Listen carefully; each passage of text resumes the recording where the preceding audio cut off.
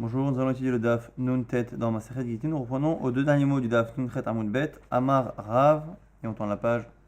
Ana Havai Beminyana de Verabi, moi j'étais au Minyan, donc au nombre de Dayanim qui a été compté et réuni par Rabbi pour justement instaurer qu'au bout de 12 mois, la terre qui était prise par Sikarikon appartient au Sikarikon, donc il peut la vendre à quelqu'un et à ce moment-là, celui qui rachète ne doit faire que donner le quart de la valeur à son propriétaire d'origine.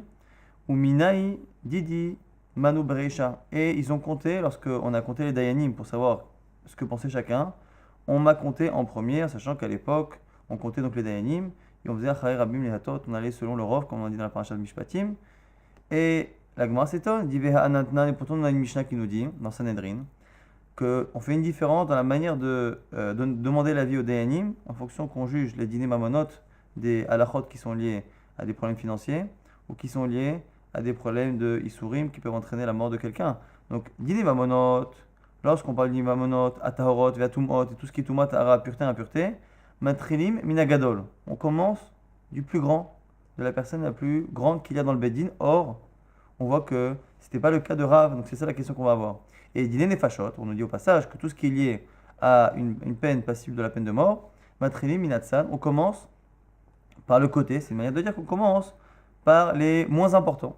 Et donc, du coup, la question qu'on a ici, c'est puisque dans ce Beddin de Rabbi, il y avait Rabbi, comment se fait-il qu'on ait demandé à Rav, alors que Rav faisait partie de la génération d'après, Rav c'était déjà un des premiers Amoraïm, et Rabbi c'était la dernière génération des Tanaïm.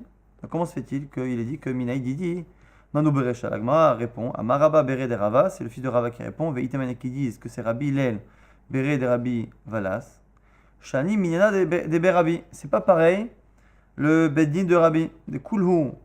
Minyanayhu, minatsad, havu matrin. Que eux, lorsque Rabbi faisait siéger un Beddin, quoi qu'il arrive, ils étaient toujours commencé par les plus petits. Ils ne faisaient pas de distinction entre dîner mamonot et dîner nefashot, comme c'est marqué dans la Mishnah là-bas de Sanhedrin. Donc ça répond à notre question.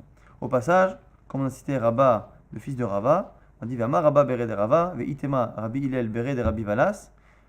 Une autre memra au nom de ces deux personnes, mais qui n'a pas tellement de rapport avec ce qu'on vient de dire.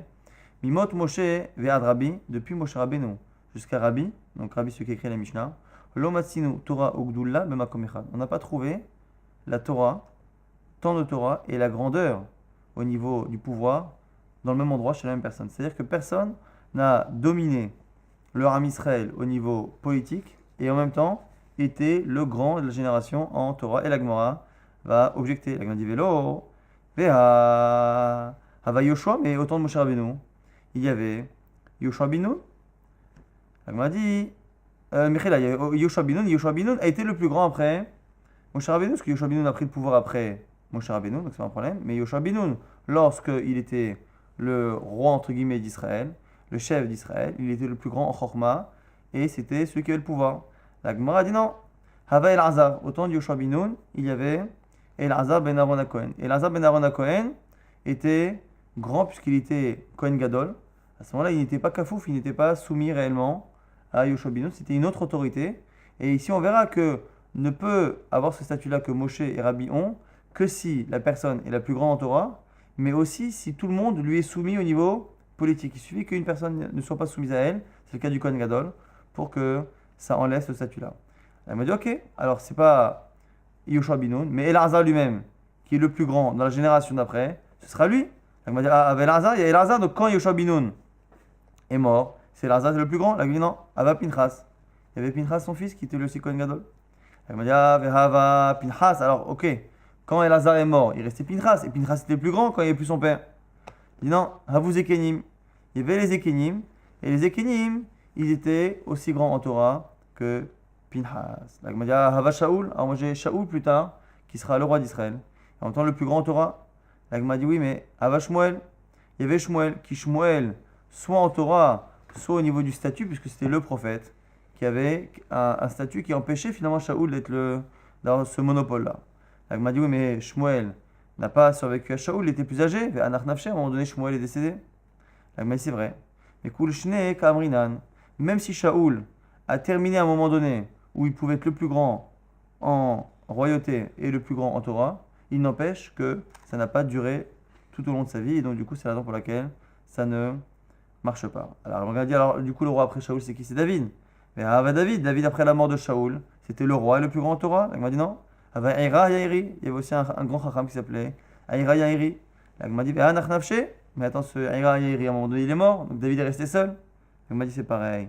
Kulush Nebaina. Nous on a besoin que ce soit sur une longue période, voire toute sa vie, que la personne a été le plus grand en Torah et le plus grand au niveau du pouvoir.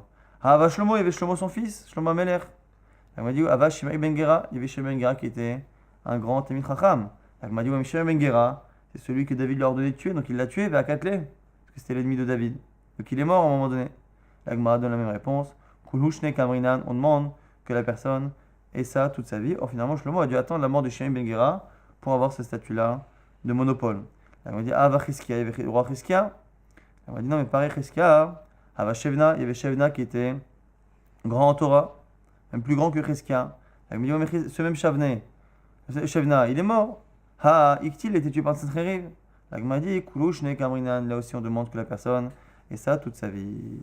Et du coup, on a répondu quasiment à. On a finalement tous ceux qui ont eu à un moment donné la grandeur au niveau royauté, au niveau Torah, c'est Shaoul, c'est David, c'est Shlomo Amelech et Chizkia. Donc on a les 4 rois, Shaoul, David, Shlomo et Chizkia, qui à un moment donné ont été les plus grands au pouvoir parce qu'ils étaient rois, et on est les plus grands en Torah, mais il n'empêche que comme ils n'ont pas commencé de cette manière-là et qu'ils ont eu, à un moment donné pendant leur règne, quelqu'un qui au niveau Torah a été important, voire plus que, à ce moment-là, ils n'ont pas ce statut-là de Rabbi et de Moshe Rabbeinu. Donc c'est en cela que Rabbi et Moshe Rabbeinu sont particuliers par rapport à tous ceux qui ont lié ces deux périodes-là.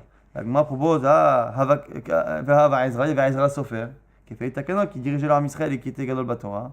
La Gemara dit à cette époque-là, Ava Nechemia Ben Chachalia, il y avait un autre Chacham qui s'appelait Nechemia Ben Chachalia, qui était le roi de Yehuda et du coup qui avait un pouvoir et qui n'était pas soumis à Ezra. Amarabacha Bered Rava, Afani Omem Mot Rabbi Ve'ad Ravashi, Lo Masinu Torah Ugdula Bemakom Echad. Il dit maintenant je peux finalement aller dans ce même sens et dire de la même manière qu'entre Moshe Rabbeinu et la fin des Tanaïm Rabbi, donc l'écriture de la Mishnah, il n'y a eu personne qui avait à la fois la grandeur politique et la grandeur de Torah comme Rabbi et comme Moshe. On peut retrouver la même chose entre Rabbi, celui qui a écrit la Mishnah et qui a du coup introduit la période des Amoraïm, et la fin des Amoraïm à l'époque de Ravashi, celui qui a écrit la Gemara. Il peut dire la même chose. La Gemara dit ah mais attends mais c'est pareil. Hello, Huna Barnatan, et pourtant il y avait Huna Barnatan qui était au temps de Ravashi, donc même Ravashi normalement il a eu quelqu'un qui était grand en Torah. La Gemara dit Shane Huna Barnatan, de Meichaf Ava Kayifle les Ravashi dit non, même si Huna Barnatan était très très grand, eh bien, au niveau de la grandeur, il était soumis à Ravashi. Et comme il était soumis à Ravashi, on peut considérer que Ravashi était bien le plus grand en Torah. Donc on voit qu'il faut avoir une domination totale au niveau politique et être le plus grand en Torah. Et ça, on a trouvé finalement que chez Moshe Rabbeinu, que chez Rabbi, le dernier des Tanaïm, et que chez Ravashi, on va dire presque parmi les derniers des Amoraïm qui ont écrit le Talmud. Nouvelle Mishnah, Cheresh, Romez, Venirmaz. On a ici maintenant des halachot qui sont liés à Cheresh, on va parler justement encore des takanot de Chachamim. Cheresh, donc quelqu'un qui est sourd-muet, normalement il ne peut pas tellement s'engager, mais on va faire en sorte qu'il puisse s'engager sur certains points, et ça va être pareil pour le katan, pour le mineur, qui Minatora n'a pas de possibilité de prendre de décision, mais qu'on va autoriser de le faire. Cheresh, donc un sourd-muet, Romez, il peut faire des signes, venir maz, et il peut même accepter quelque chose en fonction des signes qu'on lui fait. Donc si on veut faire commerce avec un sourd-muet, le fait qu'il nous fasse un signe peut être considéré comme un accord. Le fait qu'on lui fasse un signe peut être considéré comme une prise d'information. Ben Beter, Ben Beter, il va plus loin, il dit Kofetz venikpatz. Non seulement avec des signes, des allusions, mais même avec des mouvements de lèvres. C'est-à-dire que si on sait deviner, lire dans les lèvres, et que lui aussi, on peut lui dire je t'achète ces choses-là. Lui, il répond oui, aucun problème, il donne ses conditions. Et on estime, selon Ben Betera, ce qui n'est pas le cas de Tanakama, que cela fonctionne. Le fait de lire dans les lèvres, qui est quelque chose d'un peu hasardeux, selon Tanakama, on ne peut pas. On ne peut pas, et selon Ben Betera, on peut. Et il dit ça, B, métaltélim. Et ce qu'il a dit, Ben Betera, il dit B, métaltélim, lorsque l'on vend des métaltélim, lorsqu'on vend des objets. On verra que la question va se poser par rapport à Gitin. Est-ce que pour un get, on peut estimer que ça marche si il fait un signe avec sa bouche, avec ses lèvres, qu'on écrive un get, est-ce que ça marche? Amar Rav Nachman nous dit que la marloquette, elle est bémétaltéline, que sur le métaltéline. Aval begitin et livrakol. Mais dès qu'on est dans autre chose que la vente d'objets mobiliers, on redevient tous d'accord que ça ne marche pas comme Tanakama. Que Divra Kol Birmiza, c'est avec un signe et rien de plus. Elle m'a dit Pshita, mais c'est pas chaud, c'est évident, c'est marqué dans la Mishnah. Bimtatelit Nan, quand on a dit la Mishnah, premier avis qui dit que ça ne marche qu'avec des signes à la main ou des allusions. Ben Betera qui vient et qui dit même lire dans les lèvres ça marche, mais pour la vente des métatelim. Donc le fait qu'il ait déjà dit que c'est pour les métatelim, ça nous apprend finalement qu'il ne discute pas sur Gitin. Donc pourquoi tu me l'as dit, Rav Nachman, c'est évident. Elle m'a dit non, tu aurais pu penser qu'il ne discute pas, mais discute pas parce que tout le monde est d'accord que ça marche. Maoud et Tema, avec métatelim, tu aurais pu penser que c'est pas chaud que pour Gitin ça marche. Pourquoi? Parce que pour Kiddushin ça marche. On peut épouser une femme de cette manière. Donc tu as pu penser que pour divorcer c'est pareil. Et donc, que le Chidush ici, c'est qu'il y a une marloquette Tanakama et Ben Vetera sur les Metatelim. Mais Gitin, c'est comme Kiddushin. Kamash Malan que non.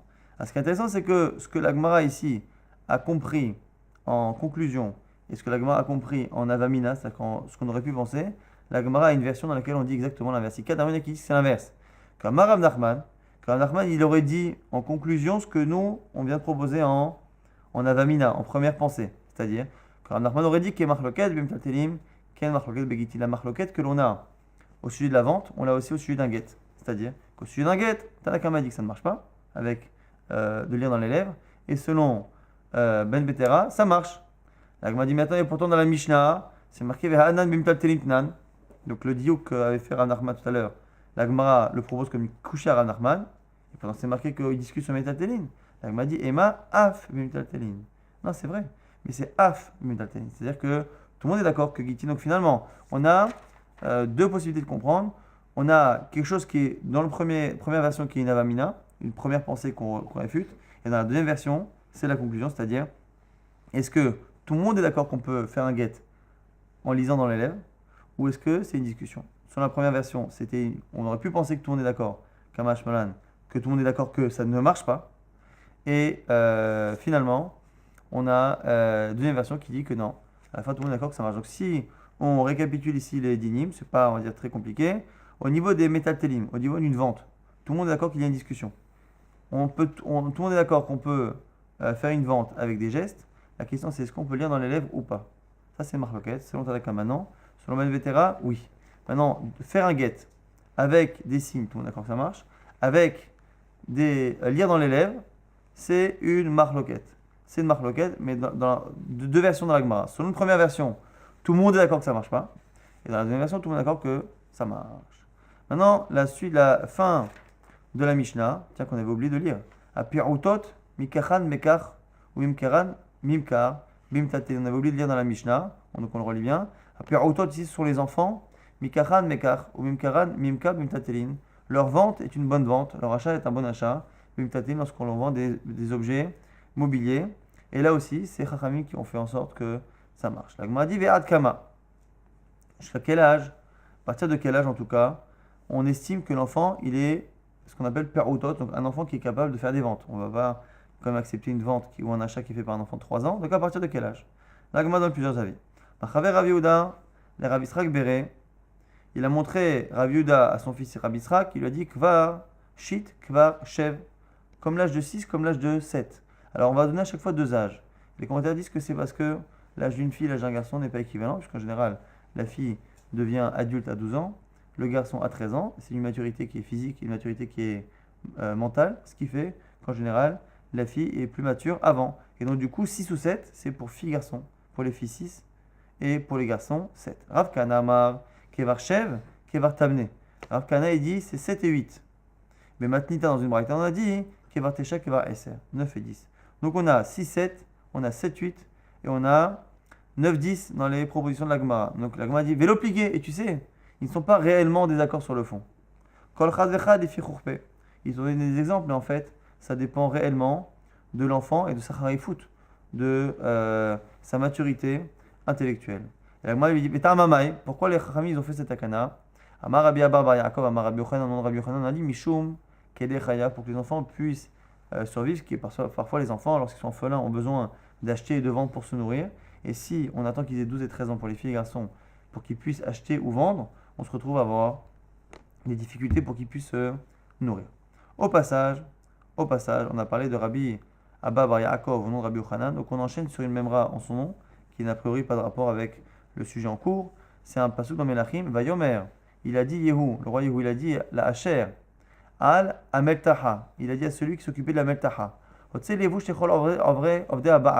sort des habits pour tous ceux qui servent Baal. Baal, c'est une avodazara, c'est une idolâtrie. Et Yehu ici a eu une idée pour enlever l'idolâtrie du Ram Israël. Il a dit à celui qui s'occupait de Meltacha des habits, comme on verra dans la suite, il lui a dit écoute, tu prends des habits et tu donnes des habits à tous ceux qui font avodazara de Baal. Et le lendemain, ils sont tous sortis avec les habits que le roi avait dit et il les a tous éliminés pour éliminer justement l'avodazara d'Israël. Maï Meltacha, c'est quoi Meltacha? Amar Rabbi Abba Bar Yaakov, Amar Rabbi Yochanan, le fameux Chacham qu'on vient de citer à l'instant. Davar Animlal Venimtach. C'est un habit qui est en lin et dont les fils sont roulés à la main. Et dans ce domaine-là, on nous dit toujours un exemple qui est Ata Rav Dimi. Rav Dimi, il est venu d'Israël à Bavel. Amar Rabbi Yochanan, il dit non Rabbi Yochanan, Shiger Lo Bunyam Ben Nunyam, les rabbis. Un jour, il y a un grand riche qui s'appelait Bunyam Ben Nunyam qui a envoyé à Rabbi Sivni Vechomes, Salsela ou Malmela. Il a envoyé 4 types d'habits. Donc, c'est des habits en lin avec une certaine finesse et un travail particulier. Sivni Vechomes. Alors, pour nous dire à quel point la dakout, la finesse du tissu était telle que Sivni Vechomes, ces 2 premiers types d'habits, le vêtement, lorsqu'on le pliait, il était qu'amgouza ou palgué d'amgouza. Il faisait la taille d'une noix et demie. Alors, même si les noix étaient un peu grosses, c'est pas mal pour dire que finalement, le tissu était tellement fin que lorsqu'on pliait le vêtement, on avait quelque chose qui n'avait pas de volume. C'était une grande finesse dans le lin. Salsela ou malmela, les 2 autres types de lin dont on parle, c'était un peu moins fin, mais ça prenait kepisteka ou palgué des pisteka. C'est la taille d'un fruit un peu plus gros, mais d'un fruit et demi.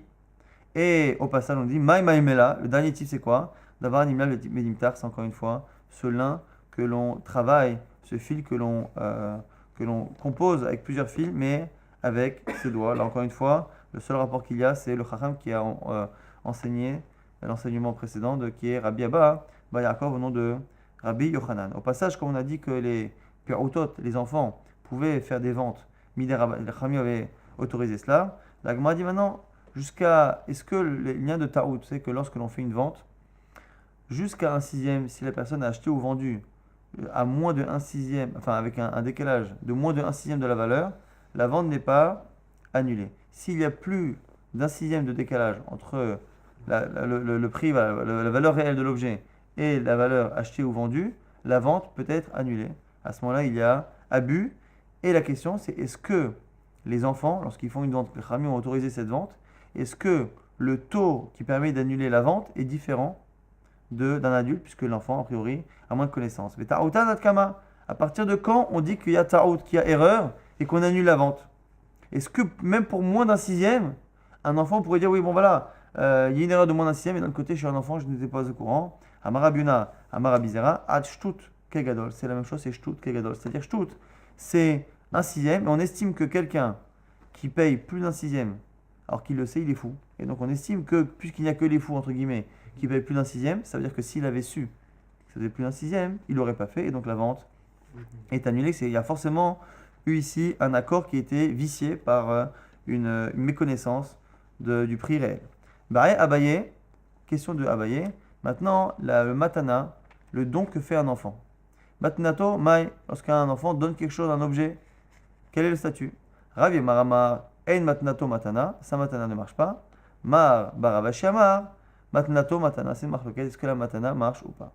La Gemara, à un moment donné, nous rapporte que même si on a dit au nom de Mar baravashi que la matana marche, à la yeshiva, à un moment donné, on a inversé les avis précédents. Et donc on a dit au nom de Mar baravashi que c'est lui qui disait que lorsqu'un enfant donnait quelque chose, ça ne marchait pas. Que les Chachamim ont autorisé qu'ils achètent et qu'ils vendent, parce qu'on a dit que c'était nécessaire pour leur survie parfois. Mais qu'ils donnent, non. Et en fait, Marvachi a dit que ça marchait.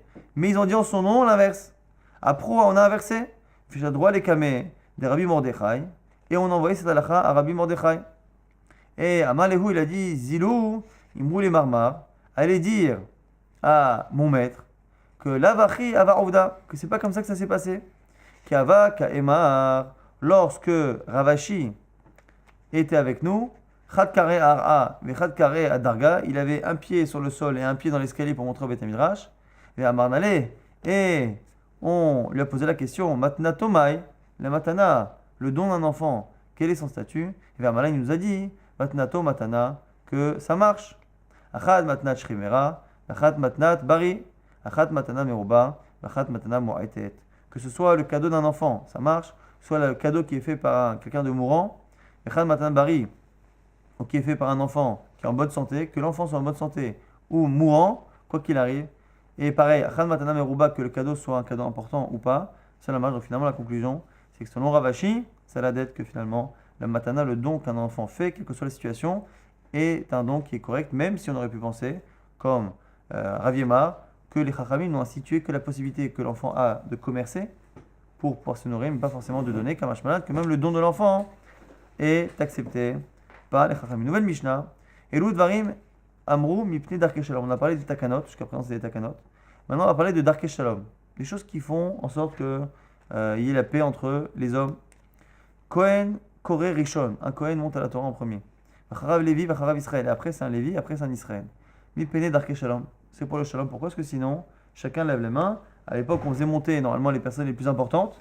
Et du coup, chacun veut monter Rishon. C'est moi le plus important, c'est moi le plus Chacham, c'est moi le plus riche, c'est moi le plus Mechouban. Et du coup, pour éviter les problèmes, on a verrouillé Kohen, Lévi, Israël. Et on n'a plus de problème. Mais Avin Bevet Yashan, Mipnei Darkei Shalom. Lorsque l'on a une cour, des parties communes d'un immeuble, avec plusieurs appartements, plusieurs maisons qui donnent dessus, et qu'on fait le Hérouv pour pouvoir porter pendant Shabbat. On a ici l'habitude de prendre une nourriture commune à tout le monde et de la mettre dans l'appartement de un pour dire que finalement c'est comme si on habitait tous dans la même maison. Et donc il n'y a pas de partie commune puisque finalement on habite tous dans la même maison. Et on avait l'habitude de mettre chez quelqu'un. Est-ce que si à un moment donné il y a un autre de la copropriété qui dit je veux maintenant que le héros soit chez moi, est-ce qu'on le fait ou pas? Alors comme ça fait des histoires, chacun veut chez moi, chez lui, chez moi, du coup on dit non, là on avait l'habitude de mettre. On laisse le hérouf dans l'appartement ou dans la maison de celui qui avait l'habitude de le faire auparavant. Borch ou Karov le Hama, Mitmale Rishon, Mipnei Darkei Shalom.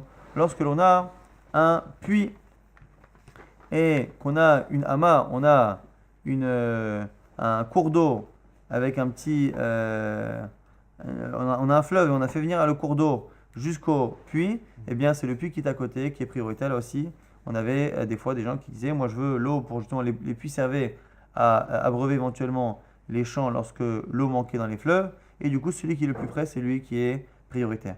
Mais tout d'autre raya vers Ofot Vedagim, Yesh Bahem Mishum Gezel.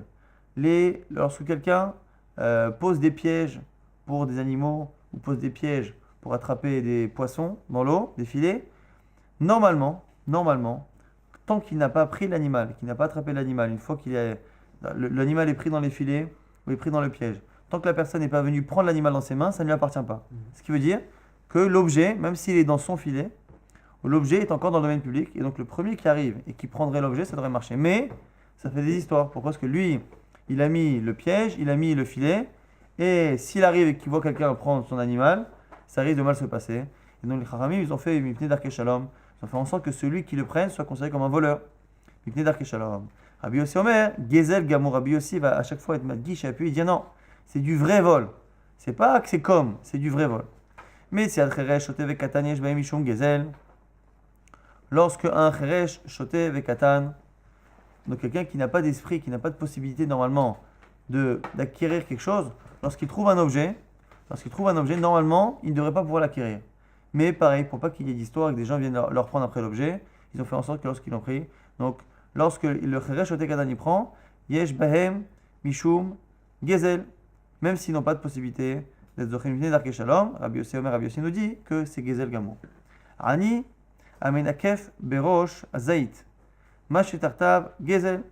Lorsque on a un pauvre qui est sous un arbre, ici c'est un olivier, et qu'il coupe des branches ou qu'il fait tomber des olives, ce qui tombe par terre à côté de lui, même s'il ne les a pas ramassées, c'est déjà considéré comme étant à lui, et si quelqu'un vient lui prendre sous le nez, c'est considéré comme du vol. Même si réellement ça n'a pas de sens, au niveau de la lacha, il aurait dû attendre de le prendre pour prendre possession. Mais non, pour ne pas faire d'histoire, on dit Mipnei Darkei Shalom, parce que les gens, estiment que lorsqu'ils ont fait tomber des fruits de l'arbre qui est dans le domaine public, c'est déjà eux. Rabbi Yossi Omer, Gezel Gamour, Rabbi Yossi nous dit encore une fois que c'est un Gezel à 100%. En mamchin biyad ani av de kochavim, mais les quêtes shicha ou pa, mipne darke shalom. Normalement, les quêtes shicha ou pa, c'est 3 parties de la récolte que l'on laisse pour les pauvres, c'est-à-dire ce qu'on a fait tomber et qu'on a oublié de ramasser, ce qu'on a préparé sur le champ, lorsqu'on a préparé les épis qu'on a oubliés sur le champ, ou PA, c'est le coin du champ qu'on doit laisser pour les pauvres. Ces 3 choses-là qui sont réservées au niveau de la lacha de base pour les Ani Israël, les pauvres, les juifs. Ici, pour éviter les problèmes, les mésententes et les désaccords avec les gens avec qui on vit, finalement, on autorise les non-juifs à venir le prendre pour éviter les problèmes de Darke Shalom. Maintenant, on reprend la toute première halakha, qui était limitée Darke Shalom, c'est le fait de faire monter Kohen Lévi Israël, pour éviter que chacun veuille monter. La Gemara nous dit Mena anemile, d'où sait-on ce principe-là de faire monter Kohen Lévi Israël, que même si c'est une taganat Chachamim, la Gemara cherche une preuve dans la Torah. Amar Rav Matna, Dea Markra, c'est un pasuk là-bas dans Dvarim. Vaïrtov Moshe ta Torah Zot, il a écrit la Torah Moshe Rabbeinu à la fin de Dvarim. Vaïtena, il a donné la Kohanim au Kohanim, Bene Lévi, fils de Lévi. La Gemara va s'étonner, on est à la fin de Dvarim. Celui qui est arrivé à Dvarim, il sait très bien que les Kohanim ne sont qu'une famille de Lévim. À toi, Analadana, les Kohanim, Bene Lévi. Nous, quand on ne sait pas que les Kohanim sont des fils de Lévi, et là, Kohen Beresha va dans Lévi. C'est pour m'apprendre l'ordre d'importance que d'abord Kohen après Lévi. Rabbi Yisrael Gnafra Amar Meacha, le même raisonnement fait par Rabbi Yisrael Gnafra, mais d'ailleurs, Venigishua Kohanim Bene Lévi, ils approcheront là-bas les Kohanim Bene Lévi. C'est dans le même passage là-bas. Et là-bas aussi pareil. Pourquoi on dit que les Kohanim sont Bene Lévi? À toi, Analoï Dainan. Les Kohanim Bene Lévi, nous, est-ce que je ne sais pas que les Kohanim sont des fils de Lévi? Et là, Kohen Berisha va dans Lévi. Pareil pour me dire que c'est d'abord Kohen et Lévi. Ravashi donne un autre pasuk qui est dans l'Ivra Yamim, qui n'est plus dans la Torah, mais dans le Nar. Bene Amram Aaron ou Moshe va Ibadel Aaron l'Agdisho Kodesh Kadashim. C'est marqué là-bas que les fils de Amram sont Aaron et Moshe, et que Kadosh Baruch Hu va Ibadel Aaron l'Agdisho, qu'il a séparé Aaron l'Agdisho pour le sanctifier Kodesh Kadashim. Et donc on voit qu'on parle de le sanctifier, de le séparer, de le sanctifier de sa famille, qui est Moshe Rabbeinu, et Amram qui sont même des Lévim. Donc Amram a Lévi et Moshe a Lévi, on oublie, on le dit pas assez souvent, mais Moshe c'est un Lévi. Donc on a Amram et Moshe a Léviim qui sont des Léviim, et on dit va Ibadel, il a extrait finalement Aaron et il l'a sanctifié pour être plus. Donc on voit que les Kohanim sont plus que les Léviim. Parce que nous, ça nous paraît évident, mais au niveau de la Gemara, pas évident. On voit que les deux servent à Kadosh Baruch Hu, au Beth Amikdash. Alors le Kohen Gadol qui est plus que les Kohanim, c'est une chose, mais qui me dit que les Léviim ne sont pas mieux que les Kohanim? Il faut des preuves. Rabbi Chiabaraba Amar, nouvel avis qui dit Meacha de là. Veki Dashto dans Vaikra, Ketlechem Elokecha Hu Makriv, Kadosh Ielar. Sur le Kohen, c'est marqué que Veki Dashto, tu sanctifieras le Kodesh, même Barakocho, c'est marqué au passage. Ketlechem Elokecha Hu Makriv, car il apporte le pain d'un Kadosh Baruch Hu. Et Veki Dashto, tu sanctifieras, c'est quoi le sanctifier? C'est quoi le sanctifier? Kedoshim, c'est toujours le fait d'être Mouvdalim, d'être à part. Les Chol Davar chez Bigdusha, c'est pour le rendre Kadosh et le mettre à part pour tout ce qui est Davar chez Bigdusha, comme on verra, et c'est justement lié à tout ce qui est Kriyat Torah et compagnie. Tana de Rabbi Ishmael, le même Mekor qui est cité ici par une Braïta, Vekid Dashto, le même pasuk, les Chol Davar chez Bigdusha, Liftoach Rishon, ça veut dire qu'on le met en premier dans tout ce qui est lié au Kavod. Ou le Varer Rishon, et il fait les brachot du Zimoun, du Birkat Amazon en premier. Velitol Manayafa Rishon, et il prend la première part lorsqu'on ne sait pas, on départage pour un repas, il prend la première part, la plus belle. Amalé Abaye Rav Yosef, Abaye Rav Yosef. Il venait d'Arke Shalom. Alors dis-moi, explique-moi pourquoi la Mishnah dit Darke Shalom. Alors qu'on a vu qu'on a plein de psukim, d'Oraitahi. Donc on a 2 psukim différents dans Dvarim, on a un pasuk dans Vaikra. Comment se fait-il finalement qu'on dit que ce soit mis Darke Shalom? Amalé lui a dit Deoraita, c'est Deoraita, ou Mipne Darke Shalom. Mais c'est la Torah qui a fait ça, Mipne Darke Shalom. On a vu ça là, il n'y a pas longtemps sur Tikkun Olam. On a vu à un moment donné que c'était possible de dire que même si Tikkun Olam, en général, c'est les Chachamim qui font Tikkun Olam, c'est peut-être là-bas, la Mineshon a dit c'est peut-être Rabbi Shimon. Car Rabbi Shimon, il pense qu'on peut donner un ta'am sur les mitzvot de la Torah et que c'est nous qui disons que la Torah elle a fait ça, Mipne Tikkun Olam. Et là, ce serait pareil. Objection de la Gemara qui est très intéressante, qui dit Kol la Torah Kulanami Mipne Darke Shalom. Il dit mais tu peux pas dire ça. Parce que dire que cette halakha est de la Torah et qu'elle est Mipne Darke Shalom, ça n'a pas de sens que toutes les mitzvot, et c'est là où c'est très intéressant, c'est que la Gemara considère que toutes les mitzvot sont Mipne Darke Shalom. Un peu en tout cas, directif c'est marqué Deracheha Darke Noam. Les chemins de la Torah, ils sont Darke Noam, des chemins qui sont agréables, Naim. Vechol etivote ha-shalom. Et toutes ces règles, toutes ces lois sont Shalom. Vechol, toutes. au sens propre du terme. La Gemara considère que, et là, il faut comprendre qu'on a affaire, par exemple, aux mitzvot, qui sont Ben Adam, la Makom, entre Kadosh Baruch Hu et l'homme. Comment comprendre que dans ces mitzvot-là, il est évident que toutes les mitzvot ont une part qui est faite pour le shalom. Alors c'est peut-être justement le shalom entre l'homme et Dieu, qui est le shalom entre les hommes. En tout cas, puisque toutes les mitzvot sont finalement de près ou de loin, Mipnei Darkei Shalom, comment se fait-il que tu veuilles m'expliquer que la Mishnah nous aurait dit, tu sais, cette mitzvah-là, les Mipnei Darkei Shalom, c'est de la Torah, mais c'est Darkei Shalom. C'est pas shoot. Et la Marabaye, l'Irdemar. Non, il faut dire des Tanya comme ce qui est marqué dans une Braïta. Shnaim. Alors, on a quoi Shnaim, Maptitin Zelazé, Bakara. On a deux personnes qui mangent ensemble dans une assiette, dans une kara. Lorsqu'ils mangent ensemble, ils doivent finalement s'attendre l'un l'autre. S'il y en a un qui s'arrête de manger pour boire, l'autre aussi doit s'arrêter de manger pour boire pour pas qu'il mange plus vite que lui. Shlosha, s'ils sont trois, Enmantin, on va pas s'amuser à attendre le troisième. Habotsear, celui qui coupe le pain pour faire moti pour le mevarer, ou Pochet d'autres là, comme celui qui fait la bracha pour acquitter tout le monde, c'est lui qui se sert en premier du pain, ce qui nous paraît évident nous aujourd'hui. Il peut faire la bracha et laisser le premier se servir, le plus grand ou son rave. Très bien. Mais Amar, Mar'ala, et là-dessus, on a dit, Loshano et la Bessaouda. Mais tout ça, c'est que Bessaouda. Aval bevet à Knesset, non, mais pas à la synagogue. Pourquoi Des Atulin Tsouye. Parce que finalement, Atulin Tsouye, ça va faire des histoires que chacun va vouloir monter en premier. Donc on voit finalement que même cette possibilité de donner au maître, de donner un gadol, c'est quelque chose qu'on n'a pas le droit de faire à la synagogue à cause des histoires. Donc on voit bien que finalement, c'est vraiment purement Mishum, Darkei Shalom. Mais entre nous, c'est une misa qui est Derabanan. Amar Rav Matna. Rav Matna nous dit, Ha de Amart. Ce que tu as dit au Bet HaKnesset, Bet HaKnesset, lo. On n'a pas le droit de laisser la place au plus important. Lo Amaran est là, Shabbatot Yom Tovim. C'est que Shabbat et Yom Tov. Pourquoi Les Shrichi Rabim, car la synagogue est pleine. Et c'est là que les problèmes se posent. Aval, Mishni Vachamishilo, c'est vrai que le lundi et jeudi en général, il y a moins de problèmes. Les gens n'ont pas trop le temps et il y a moins de monde. Et donc, il n'y a pas la possibilité d'avoir autant de mésententes. Elle m'a dit, ah bon Tu es en train de me dire que du coup on pourrait Ravuna Kare Bekahane, Beshapatot, pourtant Rav Kahana il lisait, alors lisait et montait à la Torah à l'époque, ça revenait au même. Rav Kahana il montait donc il lisait à la Torah, premier en Rishon, même Shabbat et Yom Tov. Elle m'a dit, Shane Ravuna c'est spécial. Dafilo Rabbi Ami ve Rabbi Asi, Kahane Chashiv d'Eretz Israël, Michaf Avu Kaifele. Que finalement, Ravuna, il était plus Mechoubad, plus important au niveau Torah, et il était tellement important en Torah que même les plus grands des Kohanim qu'il y avait en Israël, donc on a un Ravuna, on est même en Bavel, mais il y a une différence ici, ce qu'on nous fait, entre celui qui est Chacham Batorah, qui est plus grand que les Kohanim de la pièce. Donc on voit ici que lorsqu'on a dans une pièce des Chachamim et des Kohanim, on fait monter les Kohanim. Même si on a un Chacham qui est plus grand que les Kohanim présents, on ne le fait pas monter, parce qu'à Tilin Souye, ça va faire des histoires. C'est moi le plus grand, c'est moi le plus Chacham, c'est moi le plus important, ainsi de suite. Mais on voit ici que pour Ravuna, il y a une exception. Pourquoi Parce que Ravuna, c'est pas qu'il est plus grand que les Kohanim présents, c'est qu'il est plus grand au niveau importance, au niveau kavod, que le plus grand des Kohanim qui est même à l'autre bout du monde en Eretz Israël.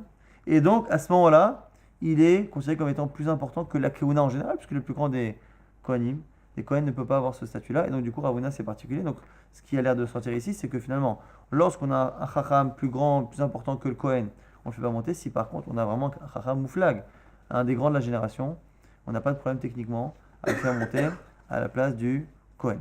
Amar Abaye, Abaye nous dit Ensham, Naktinan, on apprend que Ensham, s'il n'y a pas au Bet HaKnesset de Kohen, il parda Havila, le fil, la corde est coupée. C'est quoi la corde C'est qu'il y a Kohen et Lévi. Et le Lévi ne vient que tirer la corde du Kohen. Si le Kohen n'est pas là, le Lévi n'a plus de prise dans la corde et donc il ne peut plus monter. Ve'amar Abaye, au ce passage on dit que Naktinan, Ensham Lévi, Kohen Koré. Mais par contre, s'il n'y a pas de Lévi, le Kohen, lui, ne vient pas de la force du Lévi, donc le Kohen lui-même relie en Lévi. Donc on a finalement deux choses qui aujourd'hui à l'halakha fréquentes dans toutes les synagogues, c'est-à-dire que lorsqu'il n'y a pas de Kohen, le Lévi ne monte pas ni en premier ni en deuxième. Et par contre, s'il n'y a pas de Lévi, le Kohen monte en premier, mais monte également Deuxième, la Gemara s'étonne, elle dit Eni, et pourtant vers Amar, Rabbi Yochanan, on a dit on Rabbi Yochanan. Écoutez bien il y a des petites nuances. Kohen, Achar Kohen, Loikra. On ne peut pas faire monter un Kohen après un Kohen. Mishou Pegamo chez le Rishon. Parce que le deuxième Kohen va nous faire croire que le premier n'était pas caché. C'est ça qu'on a fait monter un autre Kohen parce que le premier n'était pas caché. Lévi Achar, Lévi Loikra. On ne peut pas faire monter un Lévi après un Lévi. Mishum Pegam Shneem. Parce que finalement ça fait du mal aux deux et l'un fait croire que l'autre n'est pas caché. Alors, la Gemara va expliquer pourquoi on fait une différence entre le Kohen ou dans le cas de deux Kohanim, c'est que le premier qui est sur lequel on a un doute et pas les deux alors que dans le Lévi c'est différent. En tout cas, l'objection qu'on a c'est quoi? C'est qu'on a dit que lorsqu'il n'y a pas de Kohen, le Lévi ne monte pas. Mais lorsqu'il n'y a pas de Lévi, on fait monter un Kohen après le Kohen. Et donc c'est faux, on a dit qu'on ne peut pas faire monter deux Kohanim. Ça veut dire qu'il y a Kamrinan Beoto Kohen. Réponse de l'Agma qui revient à la lacha actuelle, c'est qu'on fait monter le même Kohen. Le même Kohen. Donc finalement, lorsqu'on n'a pas de Lévi, on aurait pu penser qu'on fait monter un Kohen en premier et un autre Kohen en deuxième. Mais comme le deuxième Kohen peut faire croire que le premier n'était pas cachère, on ne peut faire monter que le même Kohen. Alors maintenant, on s'étonne. Il dit pourquoi? Explique-moi pourquoi lorsqu'il y a deux Lévim qui montent, les deux, ça pose un problème parce que les deux finalement font croire que l'autre est problématique. Et pourquoi dans le cas où il y a deux Kohanim qui montent l'un après l'autre, c'est que le premier, sur lequel on a peur qu'il y ait des soupçons. Maïshna Lévi, Cha Lévi, Deikab, Gamshne. Pourquoi dans les Lévim, ça fait un gamo 2? Damre, Chalminaïou. La Léviou, n'est-ce pas que si tu fais monter deux Lévim, c'est la preuve qu'il y en a un des deux qui ne l'était pas. Je comprends. Kohen Achar Kohen, Ami Amre. Pourquoi tu dis pas la même chose pour Kohen? Deux Kohanim qui montent, ça te prouve qu'un des deux ne l'est pas. Chalminaïou, Lav Kohenu. Soit le premier il est Kohen et le deuxième ne l'est pas. Soit le deuxième l'est. Et c'est le premier qui ne l'était pas. Donc pourquoi on n'a pas la même crainte? La Gemara dit Kigon de Murzak, Lan, Beavoa, de Haïcheni, de Kohenou. On n'a qu'à dire que c'est un cas où le deuxième Kohen, on savait que le père était Kohen. Donc et nous on était sûr. La Gemara dit mais c'est une réponse particulière et ça n'a pas de sens. Achanami, t'as qu'à dire la même chose, de Murzak, Lan, Beavoa, de Haïcheni, des Léviou, t'as qu'à dire aussi dans le cas des Lévim que le deuxième, on sait qu'il est Lévi. Sinon, il n'y a pas de comparaison entre les deux à la route. Si tu m'expliques dans le cas du Kohen, c'est un cas particulier. Et on dit quoi là-bas? Pourquoi le Lévi, même lorsque le père est Lévi, ça n'enlève pas les soupçons? Parce qu'on peut dire, et là, les gens ils disent Amré, Mamzeret Tontina Nassib, un Lévi peut très bien épouser une femme qui lui est interdite. Ou passer les arrêts, sa descendance est Psoula. Achanami, pareil pour le Kohen, c'est pas parce que le père est Kohen que les enfants sont Kohanim Ksherim. Amré, Groucha Chalutza Nassib, le père il a pu épouser Groucha Chalutza. Bachlé les arrêts, et la descendance est Halala. Donc du coup, la Gemara reste sur la question comment se fait-il que lorsqu'on a deux Kohanim, ça ne fait un gam qu'au premier, alors que les Lévim ça fait un gam au deux? La Gemara dit sauf. Lévi Mikahave, il dit c'est pourquoi? C'est parce que lorsque il y a deux Kohanim, normalement, si le premier Kohen est bon, ça veut dire que le deuxième, ça devrait normalement être un Lévi. Le problème c'est que le deuxième qui monte, même s'il n'est pas Kohen, il n'est pas Lévi, donc il n'a pas sa place ici. Et donc le fait que le deuxième soit monté, c'est forcément qu'il est cachère. Et la seule possibilité, c'est d'imaginer que le deuxième est cachère et qu'il monte parce que le premier ne l'est pas. Mais par contre, imaginez que le premier est cachère et que les gens vont soupçonner le deuxième d'être quoi? De ne pas être Kohen, mais s'il n'est pas Kohen, il faudrait qu'il soit Lévi pour monter. Et donc du coup, alors un Kohen qui est halal, il n'est pas Lévi. Donc du coup, c'est la raison pour laquelle on ne peut imaginer que cela. L'Agma dit au passage, Ullman, de qui craint-on que les rumeurs peuvent sortir? Qui va croire, en voyant deux Kohanim ou deux Lévim, qu'il y en a un des deux ou les deux qui ne sont pas cachers? Il est Yoshvin, si c'est ceux qui sont présents. Ah, Kachazoulé, mais je ne comprends pas. On fait monter 7 personnes. 7 personnes. Lorsque la personne a vu qu'on a fait monter 7 personnes, on a fait monter un Kohen, après on a fait monter un Kohen, et après à la fin, 2, 3, 4, 5, 6, 7, on a fait monter 7. Lorsqu'on voit qu'on a fait 7 montées, il ne peut pas se dire que le premier était halal, pas sous, parce qu'il a vu qu'on l'a compté dans les montées.